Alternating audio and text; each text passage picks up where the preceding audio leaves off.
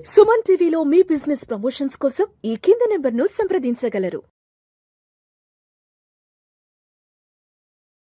నమస్తే, welcome to Suman TV. నేను విష్ణు. ప్రస్తుతం పాటు certified financial planner doctor Bachchu Anil Kumar గారు ఉన్నారు. వారితో మాట్లాడదాం.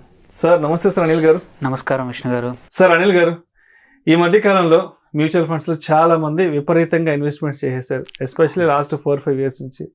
సో ఇప్పుడు మ్యూచువల్ ఫండ్స్లో ఇన్వెస్ట్మెంట్ చేసింది కాకుండా ఇతర ప్రత్యామ్నాయ మార్గాల వైపు చూస్తున్నారు. అంటే ఇతర పెట్టుబడి ప్రత్యామ్నాయ మార్గాలు ఎందుకు ఆల్రెడీ మ్యూచువల్ ఫండ్స్లో పెడుతున్నారు కదా ఇన్వెస్ట్మెంట్స్ అంటే, లేదు అంతా రెగ్యులర్ రొటీన్ అయిపోయింది మ్యూచువల్ ఫండ్స్.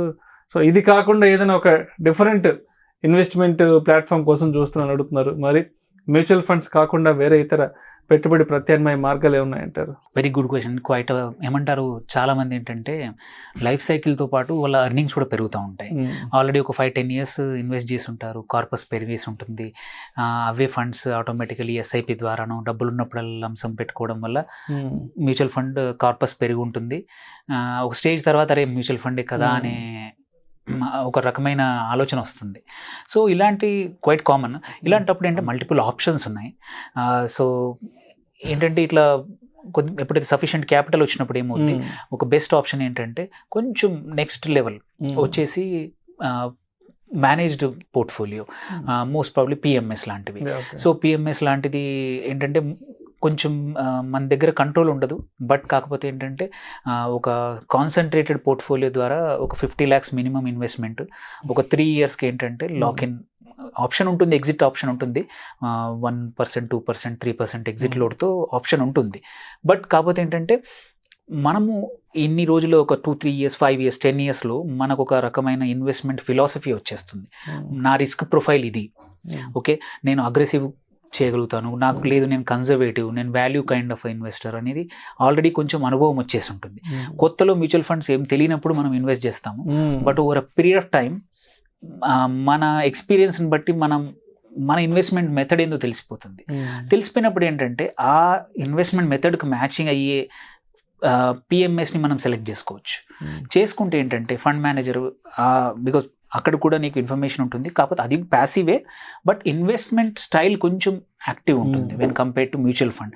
మ్యూచువల్ ఫండ్లో లక్షలాది మంది ఇన్వెస్టర్స్ ఉంటారు కాబట్టి ఫండ్ మేనేజర్ చాలా అంటే ముందు చెడు అన్ని చూసుకొని ఇన్వెస్ట్ చేయాల్సి వస్తుంది. వెరాస్ పిఎంఎస్లో కొన్ని వందల మంది ఇన్వెస్టర్లే ఉంటారు ఒక ఫండ్, ఒక స్ట్రాటజీలో. అలాంటప్పుడు ఏంటంటే నీ మెంటాలిటీకి తగ్గట్టు నువ్వు ఫండ్ చూస్ చేసుకునే అవకాశం ఉంటుంది. మార్కెట్లో చాలా రకాల స్ట్రాటజీస్ ఉన్నాయి. సో అదొక option. PMS is one option. ఏంటంటే యూజువల్లీ కొన్ని పిఎంఎస్ఎస్ వండర్ఫుల్, అంటే ఈవెన్ మనం నిఫ్టీ వీటికన్నా కూడా చాలా మంచి రిటర్న్స్ ఇచ్చే పిఎంఎస్లు ఉన్నాయి. అట్లీస్ట్ 300 నుంచి 400 పిఎంఎస్ స్ట్రాటజీస్ ఉన్నాయి. సో అవి చూస్ చేసుకునే అవకాశం ఉంది. వెన్ యూఆర్ అంటే మ్యూచువల్ ఫండ్స్తో నాకు బోర్ కొట్టింది, నాకు సఫిషియెంట్గా చేసేసాను అనుకున్నప్పుడు next graduation, next level of investment is PMS. ఆ తర్వాత కూడా కొద్దిమంది అది కూడా దాటేసి ఉంటారు. అలాంటప్పుడు ఏంటంటే ఇప్పుడు లాస్ట్ ఒక 5-10 yearsలో ఏఐఎఫ్ అంటారు, ఆల్టర్నేట్ ఇన్వెస్ట్మెంట్ ఫండ్స్. సో అవి వచ్చాయి. అందులో ఏంటంటే పిఎంఎస్ 50 లక్షలు కదా మినిమమ్, ఇక్కడ ఏఐఎఫ్లో 1 crore మినిమం అనమాట. ఆ 1 crore కూడా over a period of 3 to 6 months invest చేయొచ్చు. మీ ఎగ్జిస్టింగ్ ఫండ్స్ని కావాలంటే ట్రాన్స్ఫర్ చేయొచ్చు. ఈ ఏఐఎఫ్స్ కూడా 4-5 రకాలు ఉన్నాయి. కొన్ని ఓన్లీ రియల్ ఎస్టేట్ చేస్తారు, కొన్ని ఓన్లీ ఈక్విటీ, ఎగ్జిస్టింగ్ ఈక్విటీలో చేస్తారు, కొన్ని నాన్ లిస్టెడ్ అంటే ఎట్ టు లిస్ట్ అయ్యే కంపెనీస్లో కూడా ఉంది. అది నార్మల్గా మ్యూచువల్ ఫండ్లో నీకు ఆప్షన్ లేదు. ఈవెన్ పిఎంఎస్లో కూడా నువ్వు లిస్ట్ అవ్వబోయే కంపెనీస్ మంచిగా రన్ అవుతున్నాయి ప్రైవేట్ ఈక్విటీ ద్వారా, ఇంకా still private limited companies they are మార్కెట్కి రాలేదు.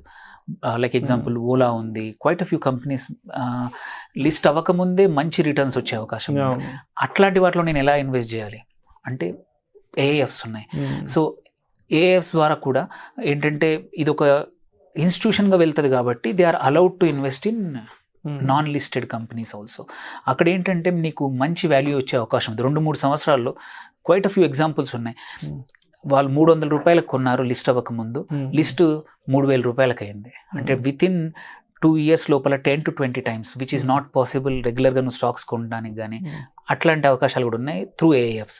ఆల్సో కొద్దిమంది ఏంటంటే అండర్ కన్స్ట్రక్షన్ ప్రాజెక్ట్స్లో, రియల్ ఎస్టేట్ ప్రాజెక్ట్స్లో ఏఎఫ్స్ ఉన్నాయి, ముందే వాళ్ళు ఇన్వెస్ట్ చేస్తారు. వాళ్ళకు కూడా 14-15% మచ్ రిస్క్ లేకుండా వచ్చే ఫండ్స్ కూడా ఉన్నాయి. సో మన వన్స్ ఈ మ్యూచువల్ ఫండ్స్ నుంచి కొంచెం మనం సఫిషియెంట్ క్యాపిటల్ వచ్చాక కావాలంటే ఏఎఫ్స్ కూడా ఒక దారి. థర్డ్ వచ్చేసి అన్లిస్టెడ్ స్టాక్స్. ఇంతకుముందు ఏఎఫ్ ద్వారానే కాదు, ఇప్పుడు ఏంటంటే చాలా కంపెనీస్ వచ్చేసాయి అన్లిస్టెడ్ స్టాక్స్ని ఆఫర్ చేస్తున్నారు. సో ఈ అన్లిస్టెడ్ స్టాక్స్తో రిస్క్ ఉండొచ్చు, ఏది లిక్విడిటీ కానీ అంత ఓపెన్ ట్రాన్స్పరెంట్ ఉండదు. సెకండరీ, ఇప్పుడు స్టాక్స్ మార్కెట్ అనేది సెకండరీ మార్కెట్. సెకండరీ మార్కెట్లో కొనడం అమ్మడం అనేది స్టాక్ ఎక్స్చేంజ్ ద్వారా ట్రాన్స్పరెంట్గా అవుతుంది. మార్కెట్ ఇంత కరెంట్ ప్రైస్ ఏదో తెలుస్తుంది స్టాక్కి, నువ్వు అడిగే ప్రైస్కి దొరికారనుకో బయ్యర్ కొనేస్తాడు, ఇట్స్ ట్రాన్స్పరెంట్, ఇమ్మీడియట్గా సెటిల్ అవుతుంది. వేరస్ అన్లిస్టెడ్ స్టాక్స్లో ట్రాన్స్పరెన్సీ కొంచెం తక్కువ, but at the same time potential ఉందనుకోండి, ఆ స్టాక్ ఆ కంపెనీ లిస్ట్ అయ్యే అవకాశాలు ఉన్నాయి అనుకోండి. యూజువల్లీ ఏంటంటే కంపెనీస్ ఎప్పుడైనా సరే ఐపీఓకి వచ్చినప్పుడు కొంచెం మంచి ప్రైస్లో వచ్చి ఆ కంపెనీలో ఎగ్జిస్టింగ్ ఇన్వెస్టర్స్కి మంచి వాల్యూ వచ్చే టైంలోనే మార్కెట్కి వస్తాయి. సో నీకు ఒక 1 or 2 years ముందే నువ్వు అన్లిస్టెడ్ స్టాక్లో మోస్ట్లీ ఎంటర్ అవుతాయి ఏంటంటే high chances are there that ఏంటంటే మంచి రిటర్న్స్ వస్తాయి అనమాట. క్వైట్ అ ఫ్యూ కంపెనీస్ మీరు చూడొచ్చు, ఇప్పుడు దొరుకుతున్నాయి క్వైట్ అ ఫ్యూ కంపెనీస్ ద్వారా మనం అన్లిస్టెడ్ స్టాక్స్ కూడా కొనుక్కోవచ్చు.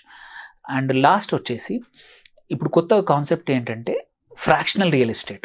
మామూలుగా రియల్ ఎస్టేట్ ఇన్వెస్ట్మెంట్కి దెర్ ఇస్ ఎలాగో రిస్క్ ఉంటుంది, బట్ ఆల్సో ఇంపార్టెంట్ ఏంటంటే భయం ఏమిటంటే 2 కోట్లు అవసరము, 3 కోట్లు అవసరము, 5 కోట్లు అవసరము, అంత నా దగ్గర లేదు, నేను ఎప్పుడు చేయాలి అనుకుంటాను. బట్ అలా కాకుండా ఇప్పుడు చాలా మటుకు రియల్ ఎస్టేట్లో ఫ్రాక్షనల్ రియల్ ఎస్టేట్ కంపెనీస్ వచ్చాయి. అంటే నువ్వు 10 లక్షలు, 20 లక్షలు, 30 లక్షలు, 40 లక్షలు పెట్టి కూడా ఒక కమర్షియల్ ప్రాజెక్ట్లో నీకు నీ పెట్టిన అమౌంట్కి షేర్ ఇస్తారు. అండర్ కన్స్ట్రక్షన్ అనుకోండి, ఆ టైంలోనే షేర్ ఇస్తారు. వాళ్ళు అమ్మేప్పుడు కానీ ఆర్ అమ్మకుండా వాళ్ళు కొన్ని కేసుల్లో ఏంటంటే రెంటల్ ఇన్కమ్ కోసం ఏం మేనేజ్ చేస్తారు. సో ఒక ప్రాపర్టీ మేనేజ్మెంట్ కంపెనీ వాళ్ళ ప్రాపర్టీ మేనేజ్మెంట్ ఫీజు తీసుకొని మిగిలిన రెంట్ అంతా నీకే ఇస్తుంది. మళ్ళీ నీకు ఎగ్జిట్ కావాలంటే what ever the market price ప్రకారం ఆ అప్రిసియేషన్ కూడా వస్తుంది అనమాట. సో కమర్షియల్ ఎస్పెషల్లీ ప్రాపర్టీ ఈ ఫ్రాక్షనల్ రియల్ ఎస్టేట్ కంపెనీస్ ఏవైతే ఉన్నాయో మోస్ట్లీ కమర్షియల్ వాటిలో ఉన్నాయి. సో దీనివల్ల ఏంటంటే నీ ఓన్లీ ఈక్విటీయే కాకుండా రియల్ ఎస్టేట్ అనే డైవర్సిఫికేషన్ చేసుకోవచ్చు. నీ క్యాపిటల్ పెద్ద అమౌంట్ లేకున్నా పర్లేదు, సంబడి ఎల్స్ ఈజ్ మేనేజింగ్.